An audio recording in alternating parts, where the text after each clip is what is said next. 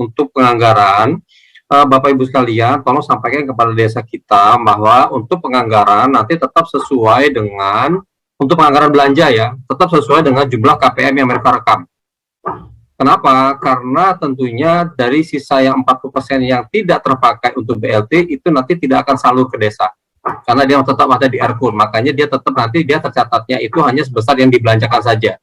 Atau sebesar sama besarnya dengan yang sudah direkam jumlah KPM-nya.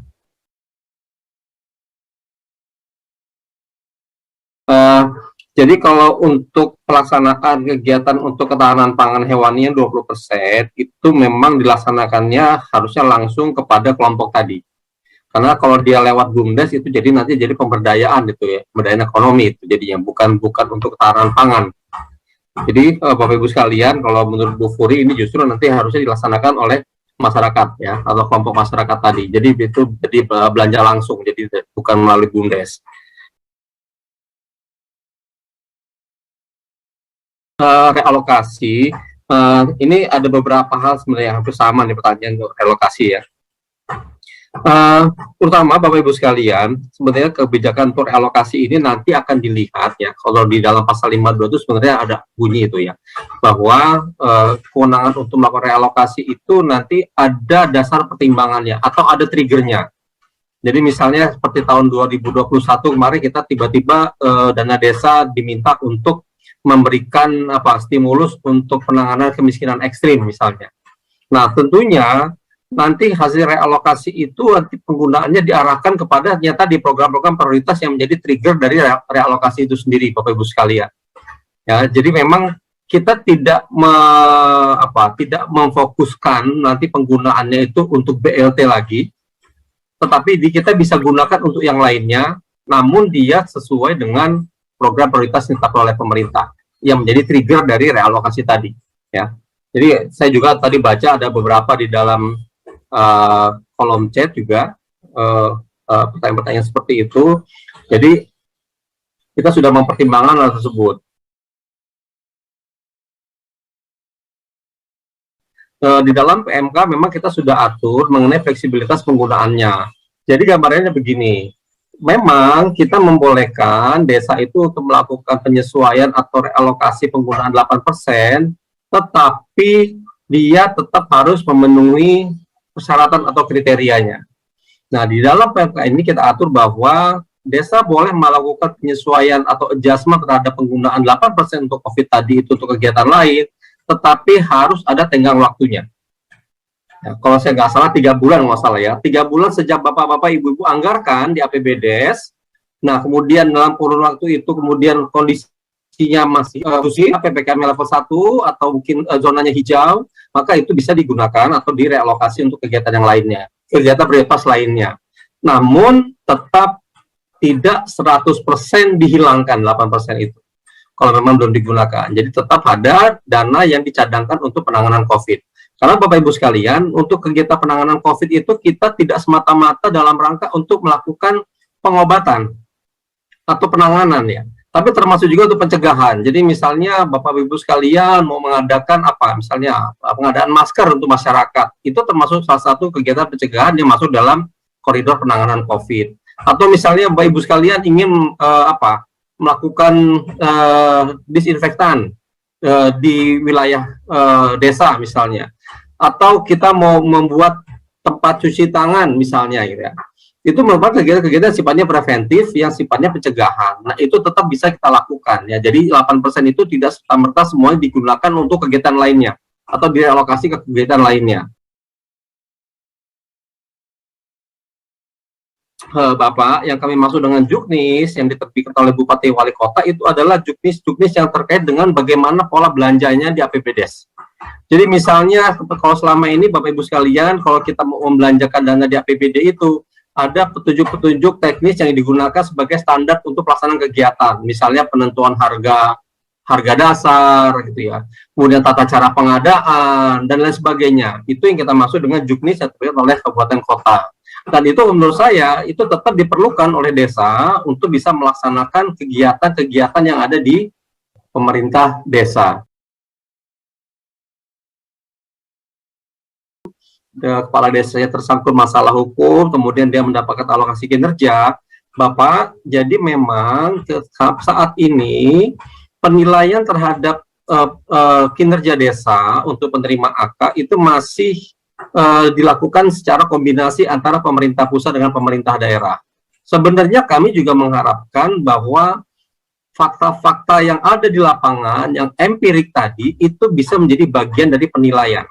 Karena kami di pemerintah pusat, kami nggak bisa Pak melihat itu gitu ya. Kami nggak punya tangan yang cukup, jangkauan yang cukup untuk bisa melihat atau memotret keadaan yang ada di lapangan terkait dengan penilaian kinerja desa tadi.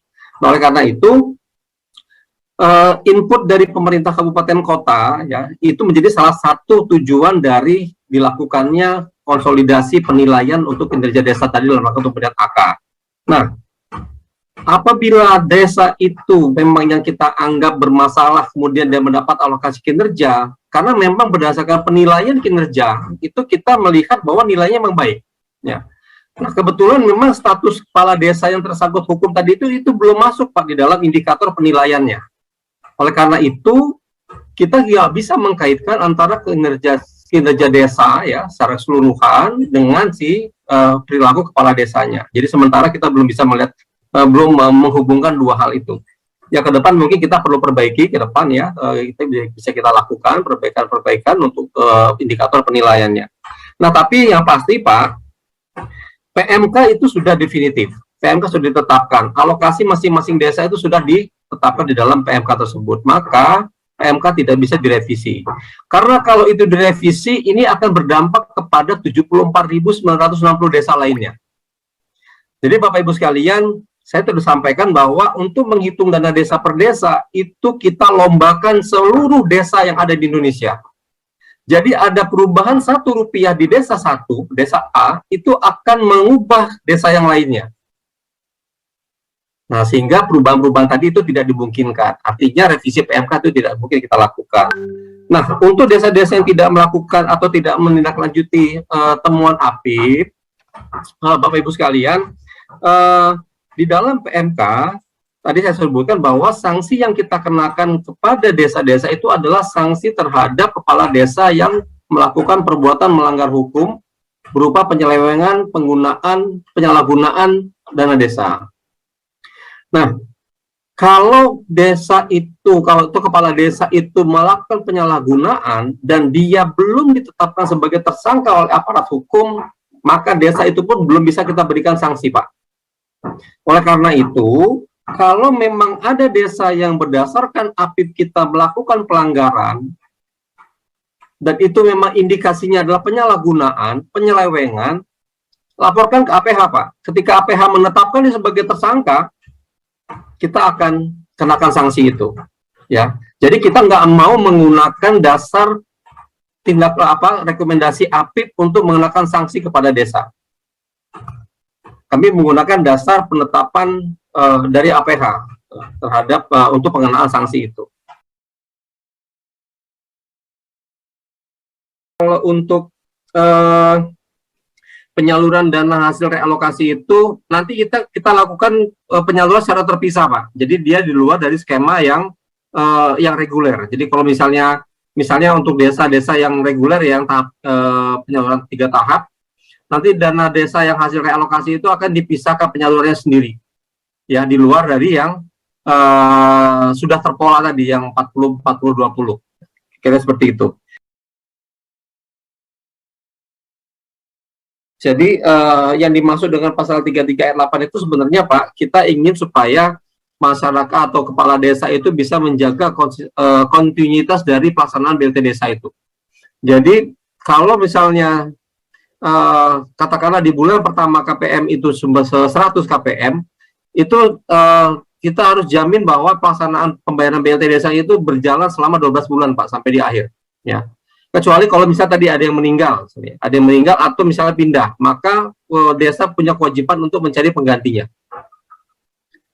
Itu yang diatur di dalam pasal 33 ayat 8. Dan kalau untuk kriteria A sampai F itu bisa salah satunya, Pak. Jadi salah satu aja masyarakat kita memenuhi kriteria dari A sampai F itu, maka yang bersangkutan sudah layak untuk mendapat atau kita jadikan sebagai KPM atau penerima manfaat BLT Desa. Memang kita merefernya ke Permendes, Pak. Jadi Permendes itu nanti yang justru yang mendetailkan apa yang menjadi rincian kegiatan dari program ketahanan pangan hewani.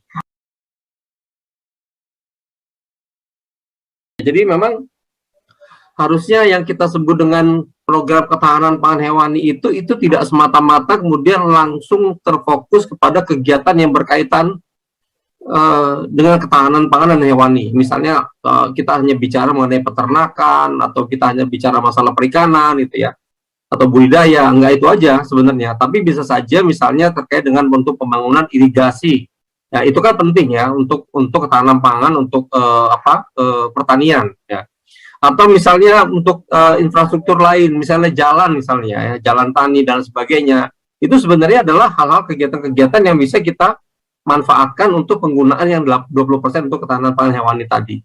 Intinya adalah bagaimana supaya kegiatan yang kita susun itu, yang kita rencanakan itu menunjang kepada program untuk penguatan ketahanan pangan dan hewani. Ya itu nanti patut kita pertimbangkan, Pak. Tergantung nanti dengan arah kebijakannya pemerintah, maunya seperti apa yang menjadi tujuan utamanya gitu ya.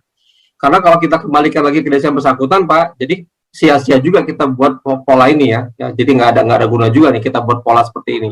Tentunya kita buat pola seperti ini itu adalah bagaimana kita bisa meratakan ya, menyetarakan keadilan untuk desa yang mungkin dia tidak bisa melaksanakan program-program prioritas pemerintah karena memang kondisinya sudah cukup baik, dan lebih baik uangnya itu bisa kita berikan kepada desa lain yang memang membutuhkan untuk kegiatan program yang lainnya.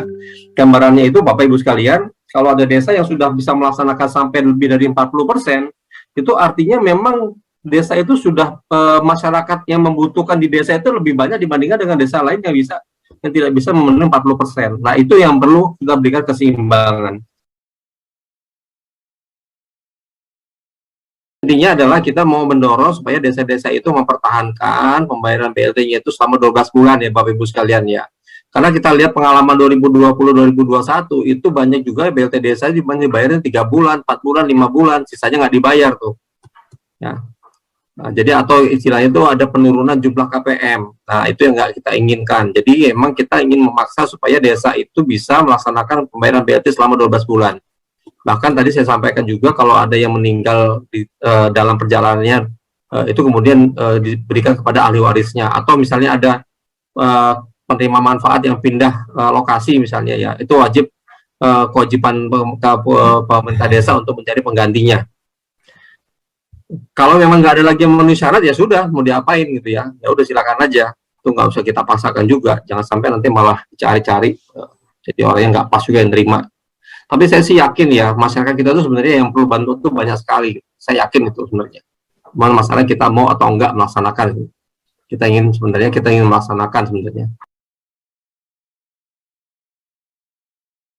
Apabila dana BLT desanya itu baru diajukan pada bulan Februari, maka desa tadi itu secara akan mendapatkan BLT desa untuk keperluan penyaluran bulan Januari, Februari, dan bulan Maret yang diterima di bulan Februari. Nah, untuk pembayaran BLT desa bulan Januari dan Februari itu dilakukan di bulan Februari, sedangkan untuk yang di bulan Maret tentunya pembayaran BLT-nya itu baru dapat dilakukan di bulan Maret. Nah, tadi mungkin ini perlu kehati-hatian, kecermatan, dan juga kontrol dari seluruh pihak. Jangan sampai percepatan penyaluran dana desa dari RKUN ke RKD, di mana kami telah mentransfer dana desa itu di depan, namun terjadi keterlambatan. Karena kita berkaca dari pengalaman tahun 2020, pada saat BLT desa itu disalurkan secara bulanan, kami mendapat masukan dari banyak Pemda, ini ternyata menyulitkan dari sisi kos, ternyata lebih mahal untuk mengambil dana ke bank segala macam. Oleh sebab itu dana desa ini kami transfer di depan, namun untuk keperluan pembayarannya Bapak dan Ibu lakukan sesuai dengan bulan berjalan. Oleh sebab itu, tolong dijaga akuntabilitas dan juga tentu prinsip kehati-hatian dalam pengelolaan keuangan desa.